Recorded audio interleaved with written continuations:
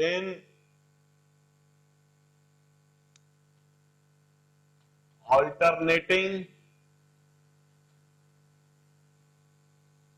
current in most generalized manner, it may be written like this: I is equal to I naught sin omega t.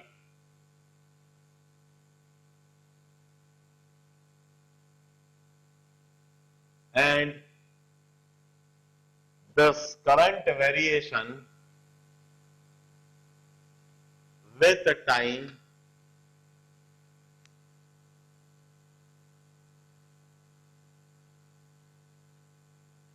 can be plotted in this manner.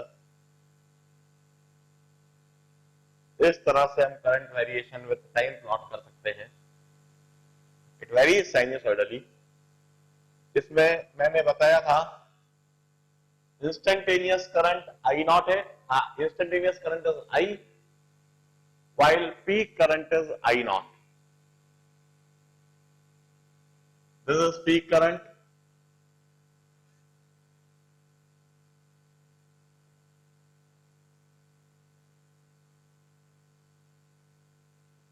This peak current is I naught. और फिर मैंने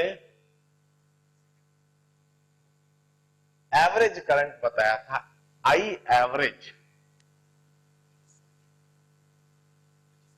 I average, which is denoted like this, और यह prove करवाया था that this I average, average current is 0. अब मैं एक और ग्राफ बनाता हूं. Mod of I, magnitude of I in the circuit.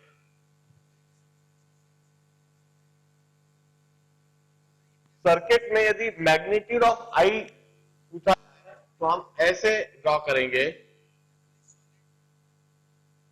सबसे पहले तो हम यह टाइम लाइन बना देते हैं. This is the time line. अब magnitude of I would be drawn in this manner. अब हमें साइन से मतलब नहीं है. फर्स्ट हाफ में तो पॉजिटिव करंट है ही, सेकेंड हाफ में जो नेगेटिव करंट है मैग्नीट्यूड ऑफ I में, यह भी इसी तरह से बनाया जाएगा. थर्ड हाफ में भी इस तरह से, फोर्थ हाफ में भी इस तरह से, फिफ्थ हाफ में भी इस तरह से, and so on. Peak current is I naught.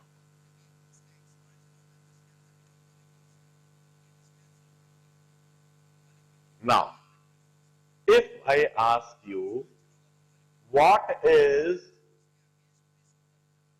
average of mod I, magnitude of I का एवरेज क्या होगा?